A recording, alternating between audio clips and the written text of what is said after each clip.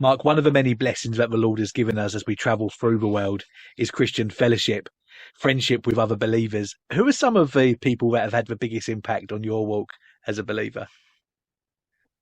Uh, there have been a wonderful array of them. That man who led me to Christ, he was an older man, but he befriended a 10-year-old, and we kept in touch until he died, and that was lovely. At the age of 16, I accidentally met Sinclair Ferguson.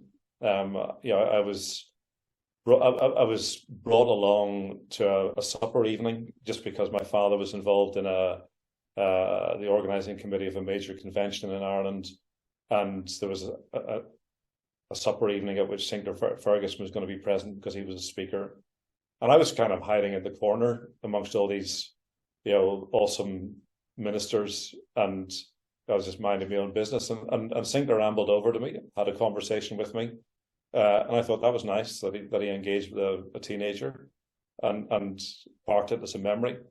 Every year for the next, I think, 4 or 5 years, our paths just crossed, not in an orchestrated way. They just happened to cross once a year for the next 5 years, and the friendship grew. He would always remember where we left off, pick up, carry on, and that's been a precious friendship. Yeah. Another friendship began in another unusual way. I'd heard of Ian Hamilton, but never met him before. But he was down in London staying with a family from Grove Chapel. He went down with appendicitis, ended up having to delay his return to Scotland, but had booked a flight to get back up to Scotland, but needed somebody to give him a lift to Heathrow. And I said, I'd never spoken to him before. So I said, I'll give him a lift. So it was the middle of November. I thought Heathrow and back, I've done that plenty of times. Grabbed a summer jacket, rushed out, got him in the car, took him to Heathrow, and they said, you can't fly because you've had appendicitis. And he said, and then he said, I'll just get the train. I said, Ian, there's no way you're going to get the train. We're nearly at the M25. I'll drive you up to Scotland.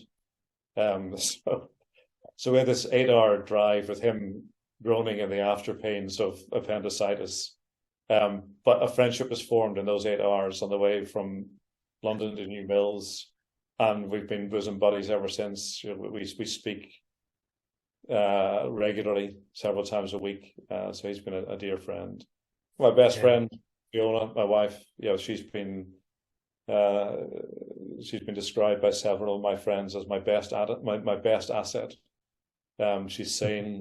She keeps me in my place and on my feet, and she keeps me going. So yeah. Yeah.